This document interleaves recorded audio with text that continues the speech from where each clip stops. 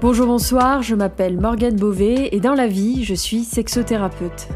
Sur cette chaîne, je parle des sexualités, des pratiques alternatives, des fétiches en tout genre et des orientations romantiques et sexuelles. Les personnes interviewées mettent leur intimité à nu à travers des témoignages uniques et sans tabou. Vous écoutez Cinéden Sublime, le podcast des sexualités, disponible sur toutes les plateformes de streaming.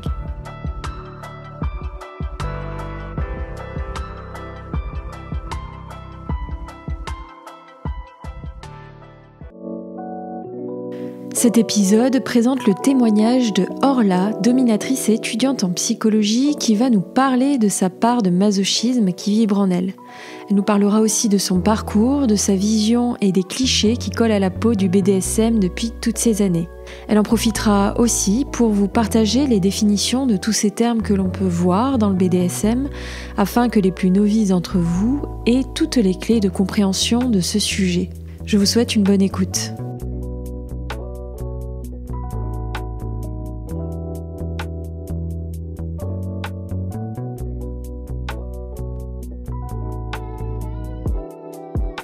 Orla, peux-tu te présenter s'il te plaît ? Alors bonjour, je m'appelle Orla, je suis une dominatrice professionnelle. En ce moment, je suis parisienne et je fais du BDSM depuis maintenant 8 ans.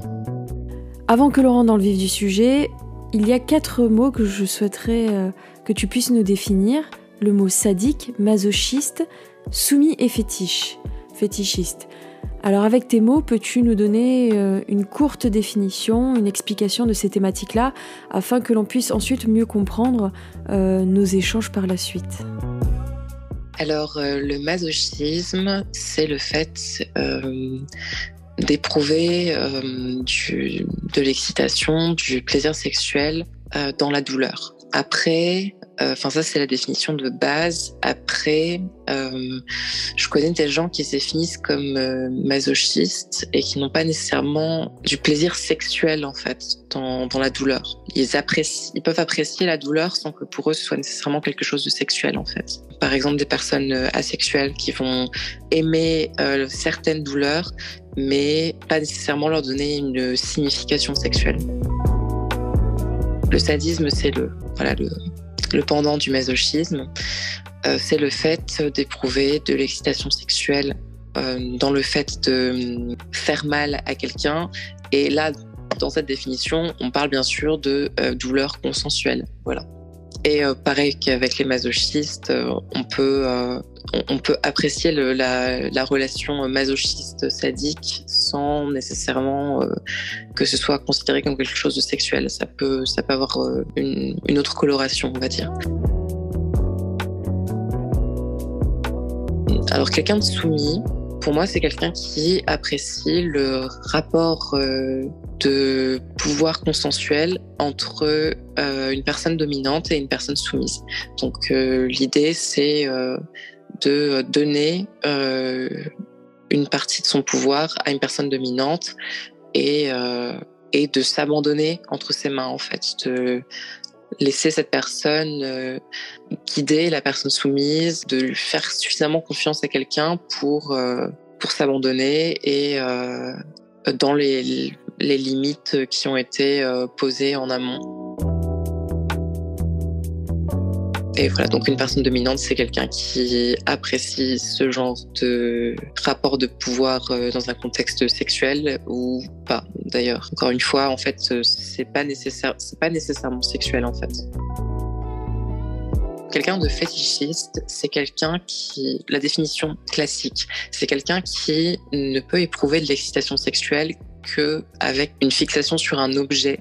Et objet au sens psychologique du terme, donc pas nécessairement un vrai objet, ça peut être une partie du corps. Donc voilà, l'un des fétichismes les plus connus, c'est les gens qui sont fétichistes des pieds et qui ne peuvent jouir, ne peuvent éprouver du plaisir que si les pieds sont impliqués d'une façon ou d'une autre, que ce soit en les regardant, en les touchant, en ayant un foot job ou en léchant des pieds. Voilà.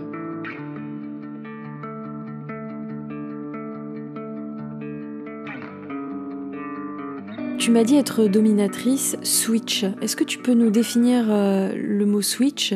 Et puis, c'est plutôt atypique, en tout cas dans l'univers BDSM, on a souvent tendance à imaginer que lorsqu'on est dans une case, on reste dans celle-ci. Et ta particularité, et peut-être aussi ce que tu revendiques, c'est justement la fluidité de ces fameuses cases. Peux-tu me définir ce qu'est le mot switch et nous expliquer un petit peu ce que toi tu entends en tant que dominatrice switch ? Switch, encore une fois, c'est ma définition. Tout le monde n'aura pas exactement la même. Dans les grandes lignes, oui, mais pas exactement. Switch, c'est le fait de pouvoir être top ou bottom. Donc voilà, ça demande de nouvelles définitions. Donc top, c'est la personne qui donne, la personne la plus active. Je dis la plus active parce que je considère que la personne bottom n'est pas non plus inactive et passive. En réalité, rien que le fait de gémir quand la personne top touche la personne bottom, ou de donner des feedbacks, de demander des choses, c'est être actif aussi. Donc voilà, donc la personne top, c'est la personne qui donne, qui prend en charge la plus grande partie des initiatives, on va dire. Et la personne dans une relation sexuelle, et la personne bottom, c'est la personne qui reçoit. Et c'est pas la même chose que d'être dominant ou soumis. Voilà, ça fait beaucoup de termes. Et une personne switch, c'est une personne qui peut être top ou bottom, et ça peut prendre plein de formes différentes. Moi, par exemple, je suis pas du tout soumise, mais vraiment pas. Par contre, je suis masochiste, et je joue régulièrement avec un ami qui m'attache et qui est, lui, pas dominant non plus, il est sadique. Et c'est pour ça que, c'est un assez bon match du coup, parce que il n'y a pas de relation de pouvoir qui pourrait me sortir du mood, en fait. C'est vraiment quelque chose de très joueur, sur un pied d'égalité, où je me fais très tendrement maraver la gueule.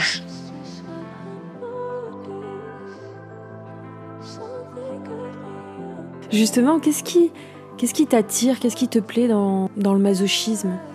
Développe des structures cérébrales particulières, parce qu'on sait que les circuits de la douleur et du plaisir sont assez proches, en fait, dans le cerveau.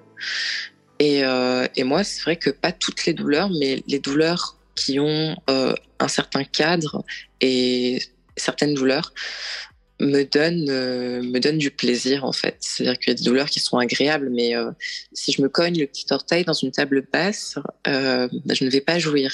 Les cordes en particulier, c'est-à-dire que des cordes très serrées ou des suspensions un peu exigeantes pour le corps, des brûlures de cordes, ça c'est quelque chose qui va me donner beaucoup de plaisir et qui va énormément me détendre, qui va activer plein de choses sympathiques dans mon cerveau.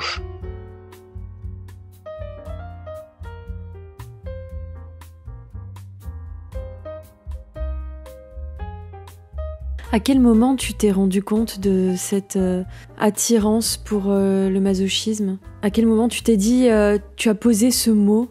D'ailleurs, qu'est-ce que ça t'a fait de pouvoir possiblement poser une définition, entre guillemets, sur ce que tu pouvais vivre et ressentir ? Alors, en fait, moi, j'ai eu... je suis bisexuelle, mais plus du côté lesbienne de la force, quand même. Et ça a été hyper dur pour moi de le comprendre déjà, parce que j'étais dans un milieu extrêmement catholique, très conservateur, et j'ai pris, entre le moment où j'ai commencé à avoir de l'attirance pour les filles, donc vers mes 15 ans, et le moment où je l'ai vraiment accepté, il s'est passé 2 ans et demi.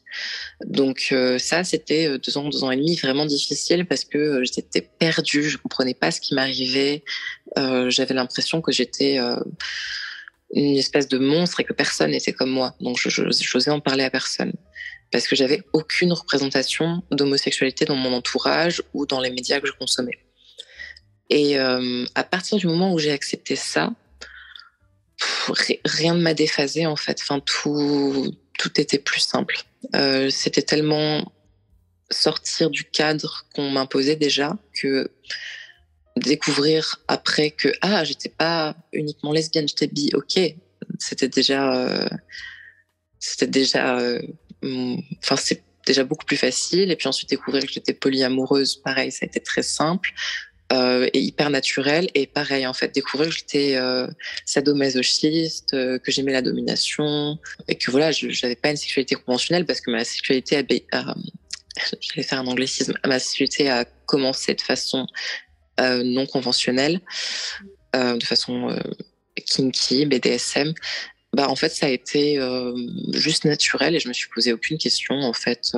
J'étais juste en mode ah ouais, c'est sympa. Enfin, ça me venait très naturellement et j'étais à un point de ma vie où j'avais accepté d'embrasser toutes mes particularités.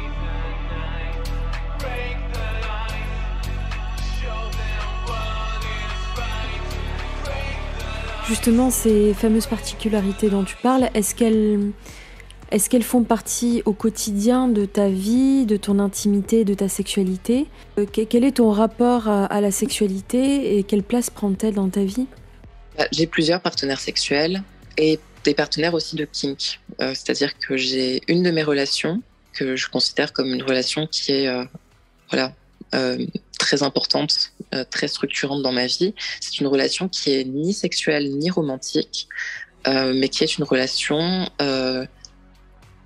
engagée, d'amitié et de kink entre mon rigueur et moi. Donc on se voit régulièrement et on dîne ensemble, on fait des cordes ou pas et on passe la soirée ensemble et c'est vraiment une relation qui est très importante pour mon équilibre et qui me fait énormément de bien. Et au-delà de ça, dans mes autres relations, il y a toujours un peu de kink parce que c'est vrai que la sexualité vanille, c'est-à-dire non BDSM, c'est un peu alien pour moi. C'est-à-dire que je sais que ça existe, j'en ai fait un peu, mais c'est jamais aussi naturel. je suis toujours un peu perplexe et en général, c'est quelque chose que je finis par introduire dans mes relations assez tard.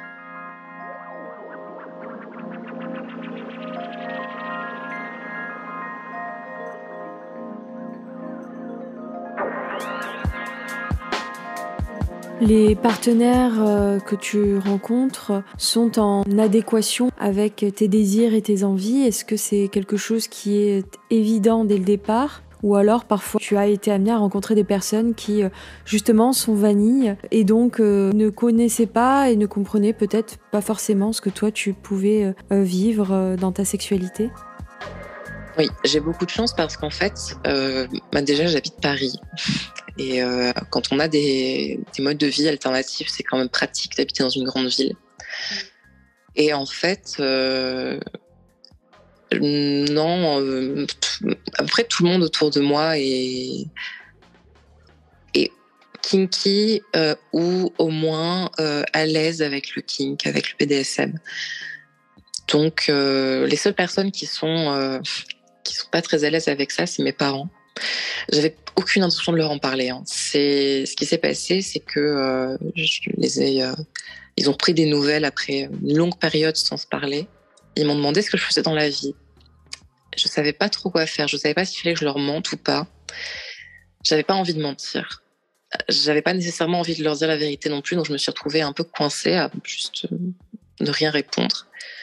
Et ma mère m'a dit bon, pourquoi tu réponds pas ? T'es prostituée, c'est ça ? Et je lui ai fait oui, plus ou moins. Et elle m'a dit c'est pas grave, hein. J'étais très très surprise parce que c'est vrai que ma mère c'est quelqu'un de très prude j'étais vraiment surprise de sa réaction. Et elle m'a dit mais alors du coup ça se passe comment ? Je dis mais t'es sûre que tu veux des détails ? Et j'ai repensé à un truc que mon petit frère m'avait dit. Il a un an de moins que moi, donc il a 27 ans. J'ai pensé à 26. J'ai pensé à un truc que m'a dit mon frère. Il m'a dit si un jour les parents l'apprennent, je pense que contrairement à la majorité de la société pour qui être dominatrice c'est mieux qu'être escorte, pour les parents une dominatrice ne sera jamais qu'une escorte de mauvaises mœurs. Et c'est vrai que mes parents ils sont quand même très classiques et très très classiques et que le sadomasochisme pour eux c'est de la perversion. Et je leur avais jamais parlé de ça, mais je les connais bien. Donc, j'étais assez d'accord avec mon frère. Du coup, j'ai dit, ah merde, bon, bah, en fait, moi, je suis dominatrice. C'est quoi être dominatrice? Encore une fois, est-ce que tu veux des détails? Et puis, elle a insisté. Donc, j'ai fini par lui décrire un peu par le menu mon métier. Il y avait mon père en face de la table qui avait l'air le plus pincé que je l'ai jamais vu. Et ils ont fait mine quelque temps d'être OK avec ça. Et maintenant, c'est reparti. Enfin, ils sont partis à nouveau sur quelque chose de très jugeant sur ce que je fais. Et vraiment, c'est pas le travail du sexe, même s'ils sont pas très fans. C'est vraiment le fait qu'en plus, je fais même pas du sexe normal.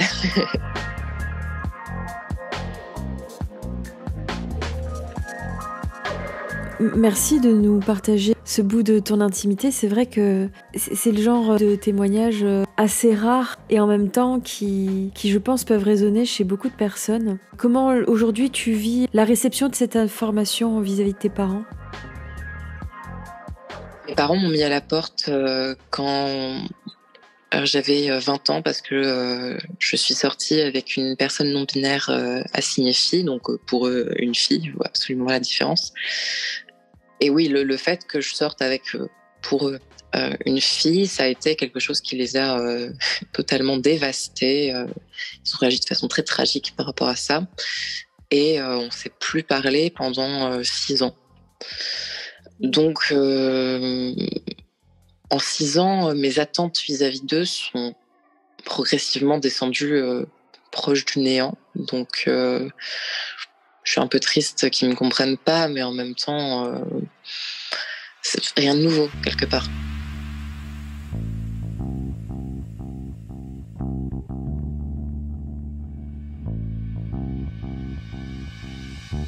Beaucoup de clichés collent au BDSM. Est-ce qu'il y en a certains qui te marquent plus que d'autres? Et si oui, quels sont-ils? Et lesquels souhaiterais-tu déconstruire un petit peu, débunker, si je puis dire? C'est pas une question facile parce que les clichés dans le milieu du BDSM, c'est il y en a énormément. Il y a les clichés que l'extérieur a par rapport à nous. Et puis, il y a tous les clichés que l'intérieur, le milieu BDSM en lui-même a. Et ça, c'est... je pourrais en parler pendant des heures. Alors, mon petit cheval de bataille en ce moment, c'est de faire comprendre aux hommes hétérosexuels que non, vouloir se faire prendre le cul, ce n'est pas être soumis. Et je suis vocale là-dessus, en partie parce que j'ai envie que les mecs qui aiment la stimulation prostatique ne soient pas gênés quand ils ne sont pas soumis par l'idée que mais est-ce que ça veut dire que je suis soumis, et qu'ils comprennent que c'est pas forcément lié pour leur développement personnel, on va dire.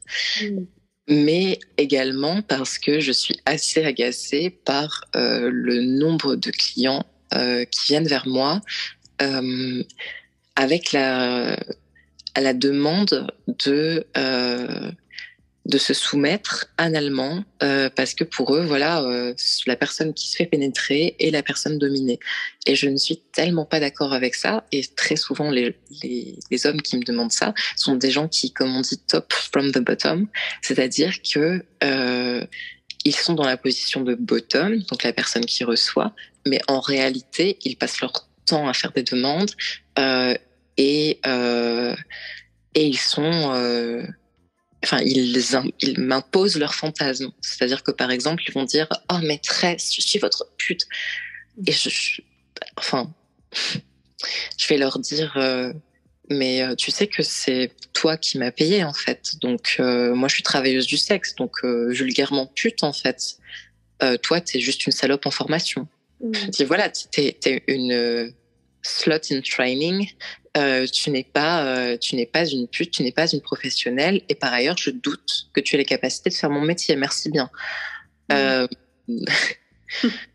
Et il y en a qui comprennent et qui changent leur vocabulaire, qui utilisent plutôt le terme de salope, avec lequel je suis plus à l'aise, ou d'autres termes de ce genre-là. Et puis il y en a qui me redemandent 2 minutes après si elles sont une bonne pute. Je dis ben non, toujours pas en fait. Et je sais que je perds des clients comme ça parce que moi je refuse de rentrer dans ce jeu-là. Je le trouve absurde et stupide et parce que oui, ça fait pas sens pour moi. Enfin, j'ai du mal à faire de métier un fantasme cheap. C'est pas quelque chose qui me plaît.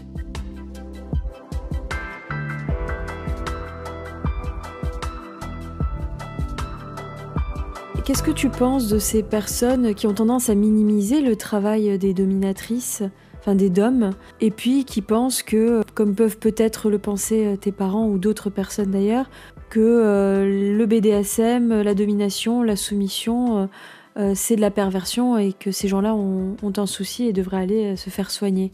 Ce sont des choses que j'ai régulièrement pu entendre dans le cadre de mon cabinet. Qu'est-ce que toi tu en penses et comment tu réagis par rapport à ça ?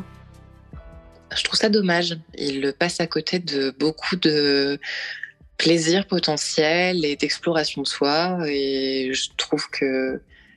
Enfin voilà, j'ai un peu de la peine pour eux, déjà. Dans mes bons jours, ça va m'amuser en fait. Parce que je me dis, ceux qui pensent que mon travail est facile, j'ai envie de leur dire... oui, passe 1 ou 2 journées dans mes pleasers. Tu vas voir comment tu t'en sors... sur des talons de 15 cm et à devoir mener une séance de 2-3 heures et permettre à une personne de rentrer dans le subspace. Enfin, vraiment, je pense pas que mon métier soit un métier qui soit simple et qui s'improvise. Et puis, sur l'aspect pathologisation, moi, j'ai eu beaucoup l'habitude de ça vis-à-vis de mon attirance pour les femmes. Où mes parents considéraient clairement que c'était un problème qu'il fallait soigner. Je me suis blindée contre ça et j'évite les gens qui ont ce genre de discours. Enfin, je pourrais pas être amie avec quelqu'un qui pense que le BDSM c'est quelque chose de pathologique. J'espère que il va se passer pour le BDSM ce qui se passe très progressivement pour l'homosexualité. C'est pas la même chose, mais c'est vrai que voilà, l'homosexualité a été pendant un temps considérée comme une maladie mentale.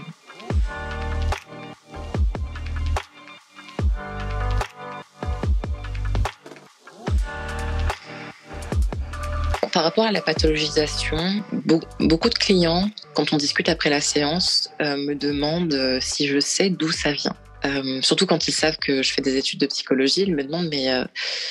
est-ce que vous savez pourquoi on devient fétichiste des pieds, pourquoi on devient soumis ? Et je leur dis, mais en fait, moi, je ne suis jamais intéressée à ça parce que je veux devenir psychologue pour aider les gens qui ont des problèmes.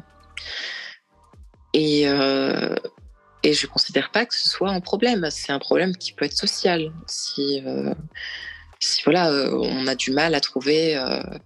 une partenaire qui ait des goûts qui soient compatibles avec les nôtres. Mais c'est pas un problème en soi. Et du coup, c'est pour moi aussi vain que de se demander la cause de l'homosexualité. Je comprends pas qu'on perde de l'argent de nos jours à faire des recherches sur la cause de l'homosexualité ou la cause du masochisme, du sadisme, parce que vraiment... mais en fait, quand on est dans un environnement accueillant... bienveillant par rapport à ça, ça ne pose aucun problème et on peut tout à fait être heureux. Donc, je suis plus intéressée par le fait d'étudier les traumas et la façon de les défaire et que de me demander pourquoi certaines personnes sont attirées par les pieds. Enfin,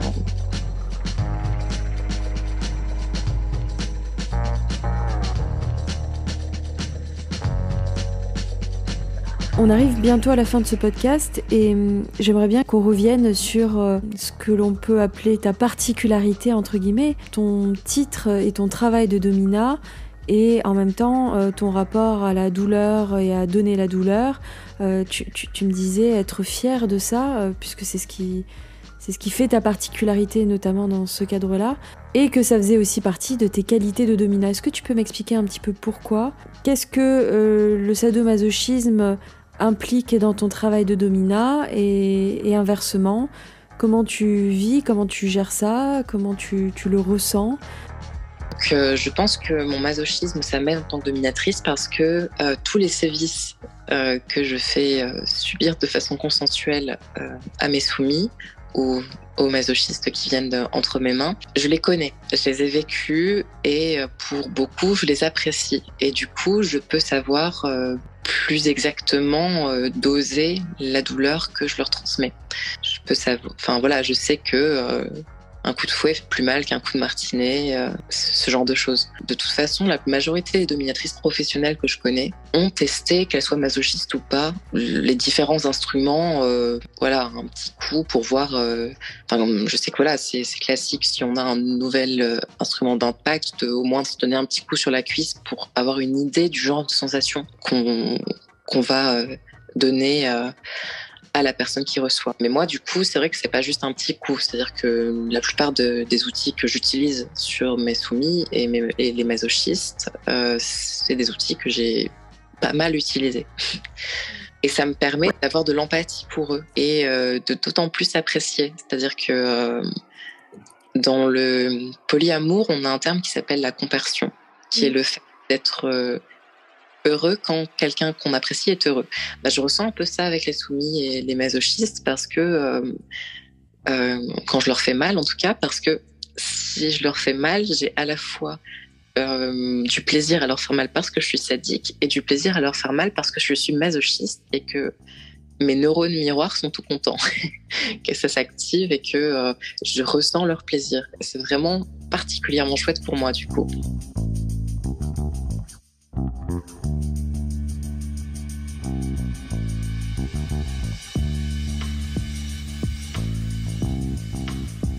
Tu m'as aussi dit que tu y voyais quelque chose de l'ordre du militantisme. Est-ce que tu peux m'en dire un peu plus à ce propos ?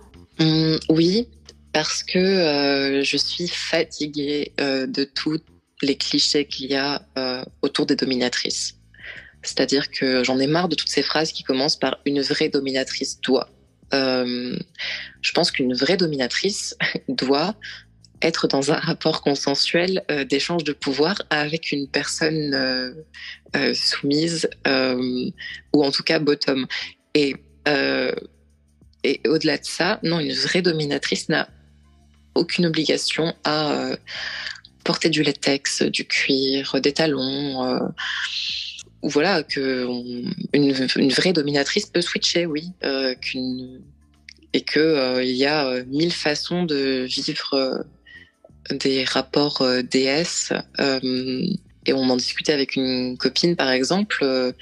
On peut être domina et être fouetté par un soumis. Alors moi, j'ai pas confiance en eux, hein, donc pas pour ça, je veux dire. Donc je laisse des gens assez experts dans le sujet le faire, mais en soi, il y a rien qui empêche une dominatrice d'enseigner le fouet à un soumis parce qu'elle est masochiste et qu'elle a envie que ce soumis lui procure du plaisir en la fouettant. Enfin, ça paraît hyper surréaliste à beaucoup de gens, y compris dans le milieu BDSM, mais c'est des dynamiques qui existent en fait. D'où la distinction que tu fais au départ entre soumission et masochisme. Chose que j'ai déjà pu entendre dans le BDSM, une personne qui affirmerait que une personne masochiste est une personne soumise. Qu'est-ce que tu lui dis ? En général, je parle de mon expérience. C'est-à-dire que moi, déjà, je suis brate, en fait. Et pour moi, brate, c'est pas une saveur de soumission. Non, c'est dans le sens où être brate, c'est avoir une attitude un peu provocante, une attitude aussi joueuse de confrontation avec la personne top. Par exemple, première fois où mon rigueur m'attache, il m'attache très serré, mais je suis hyperlaxe, ce qui veut dire que mes articulations sont très souples. Je me défais des cordes en 2 secondes top chrono, je rassemble les cordes en un petit paquet et je lui lance au visage. Voilà.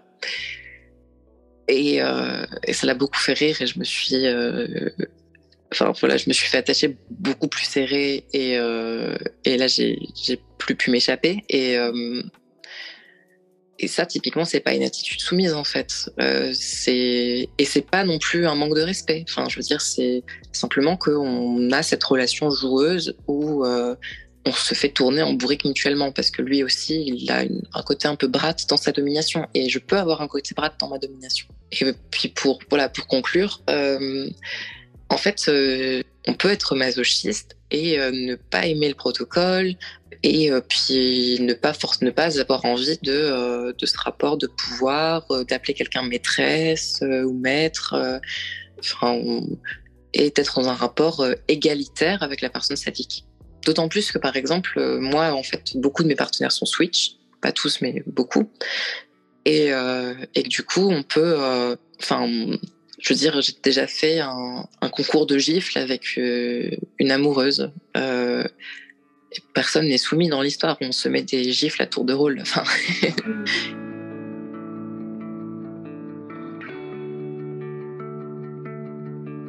Quel serait ton mot de la fin ? Alors, mon mot de la fin, ce serait de dire aux gens s'écouter sans a priori. Écouter ce que leur dit leur corps, ce que leur révèle leur fantasme, sans a priori, et aussi en sachant que les fantasmes ne correspondent pas forcément à la réalité et qu'on peut fantasmer d'être soumis mais ne pas l'être. Et oui, d'explorer à leur rythme sans tout de suite se demander ce qu'ils sont, s'ils sont soumis, s'ils sont masochistes, etc.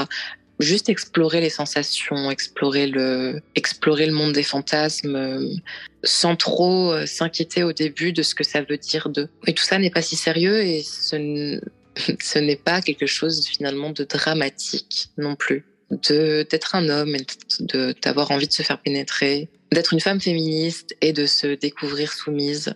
Il faut pas qu'on donne trop de sens à tout ça. Je pense que la sexualité, ça doit rester quelque chose de ludique, qui n'est pas trop investi d'idées politiques ou morales. À partir du moment où toutes les parties sont consentantes et où on se remet régulièrement en question sur notre capacité à avoir des relations saines. Voilà. Si vous avez apprécié ce podcast, n'hésitez pas à me soutenir et repartager mon travail.